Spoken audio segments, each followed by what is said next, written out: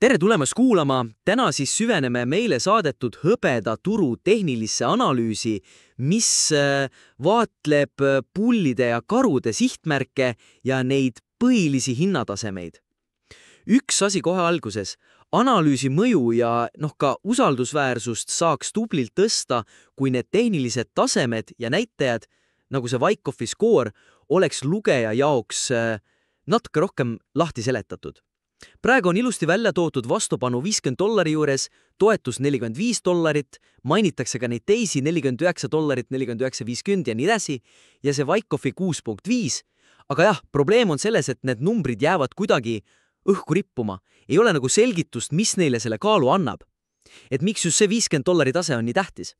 Just, see on hästi tabatud, need on nagu teetähised, aga ilma kaardita. Lugeja näeb küll neid numbreid, aga ei pruugi aru saada, mida need tegelikult tähendavad. Või miks need tema otsuseid peaksid mõjutama? See 50 on hea näide ja on see mingi psühholoogiline värk või äkki on see varasem tipp, kus alati müüma on hakatud? Või on seal mingi optsioonidega seotud tähtsus hoopis? Seda ei tea ju. Täpselt. Ja see Wyckoffie 6.5, mis kaalal see üldse on see 1.10, 1.100, on see 6.5 tugev signaal, nõrk, neutraalne, selle numbri, see miks jääb täitsa puudu. Ta võib lihtsalt, õlgu kehitada.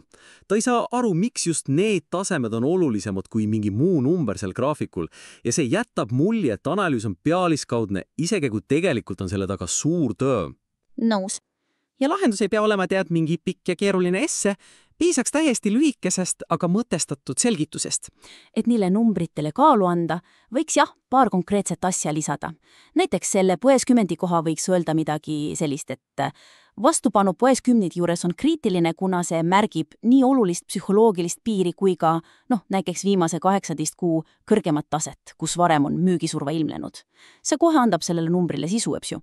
Ja, see on konkreetne näide aga see Wyckoffie skoor, kuidas seda saaks arusaadavamaks teha, ilma et läheks liiga tehniliseks? Selle 6.5 ka võiks samamoodi. Lühike selgitus juurde, mis annab aimu, mida see tähendab. Näiteks, Wyckoffie turuhinnang 6.5 skaalal 1 , kus üle 5 viitab pigem ostusurvele, peegeldab pakkumise ja nõudluse analüüsi kohaselt mõõdukalt tugevat nõudluse ülekaalu. Või isegi natuke konkreetsemalt vihjates meetodile. See 6.5 skoor tuleneb Wyckoffie analüüsist, mis näitab hiljutist tugevnemist kauplemismahtudes hinnatõusu ajal, mis viitab institutsionaalsel ostuhuvi kasvule. Umbes nii. Selline lause annab kohe konteksti. Ja, see muudaks selle näitaja palju kasutajasõbralikumaks ja see põhimõte, et anna konteksti, kehtib tegelikult ka teiste nende mainitud tasemete kohta, nagu see $45 toetus. Miks on oluline? On seal mingi varasem põhi, liikuv keskmine, Fibonacci tase? Väike selgitus lisaks, palju väärtust. Just, ja see ei tähenda, et iga numbrit peaks pikalt lahti kiilutama, eks. Tuleb valida need kõige olulisemad punktid ja anda neile lühike, aga mõjuv põhjendus. See näitab analüüsi sügavust ja aitab lugejal seda infot paremini, seedida ja usaldada ka.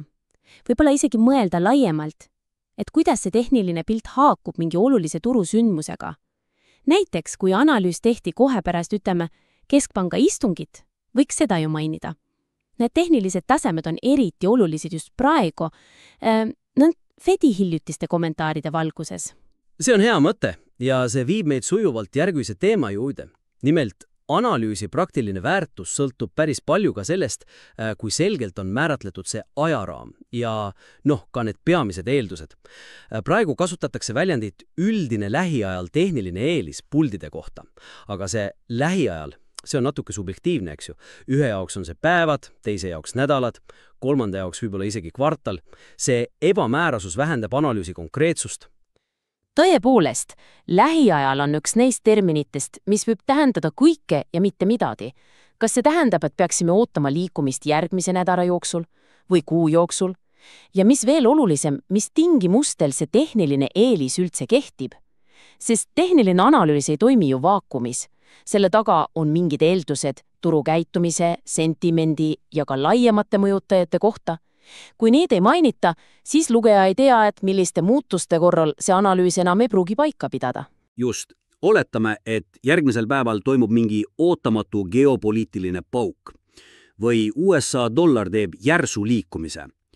Kas see tehniline eelis kehtib siis ikka veel?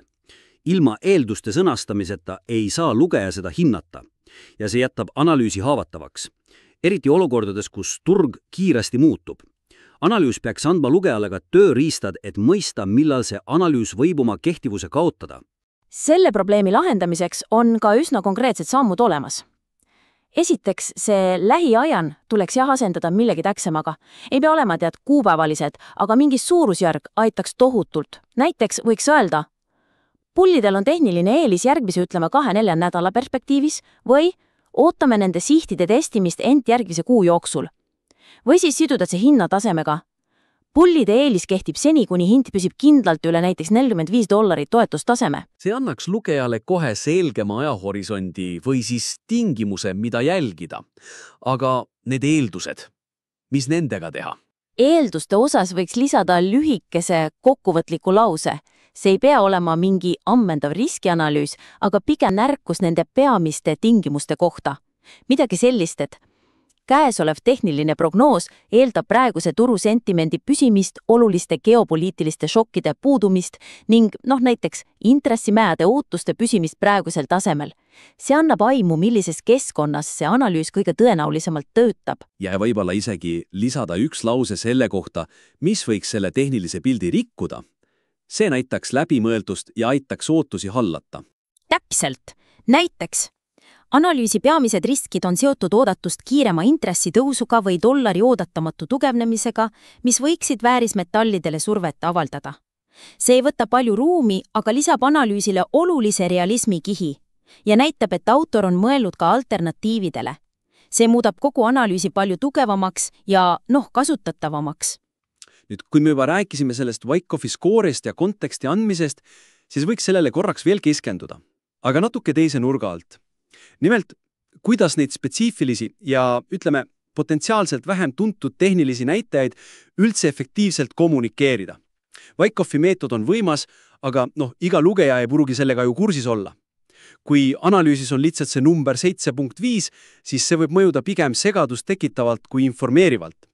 Ja see tõstatab laiema küsimuse, kuidas leida tasakaal selle tehnilise täpsuse ja laiemale publikule arusaadavuse vahel. See on väga oluline punkt ja see puudutab paljusid tehnilisi analüüse, mitte ainult seda. Tihti keskendutakse selle indikaatori genereerimisele, aga unustatakse selle tähenduse tõlkimine lugeja jaoks ära. Wyckoff'i 6.5 on siin hea näide. Probleem pole ju selles, et see number ise oleks vale või kasutu, vaid selles, et selle tähendus jääb ilma selgituseta kättesaadavaks. Ja see võib lugeja eemale peletada või tekitada tunde, et see analüüs on mõeldud ainult mingile kitsale siseringile. See omakorda võib õõnestada usaldust, isegi kui analüüs ise on, kvaliteetne. Mida siis teha? Kuidas selliseid spetsiifilisi näitajaid esitada, nii et need oleks väärtuslikud nii asjatundjale kui ka vähem kogenud lugejale? Ma arvan, et võti on lühiduses ja relevantsuses. Ei ole vaja kirjutada pikka traktaati Wyckoff'i meetodist iga kord, kui seda mainitakse. Piisab 1-2 lausest, mis selgitavad, mida see konkreetne näitaja just selles turuolukorras ütleb.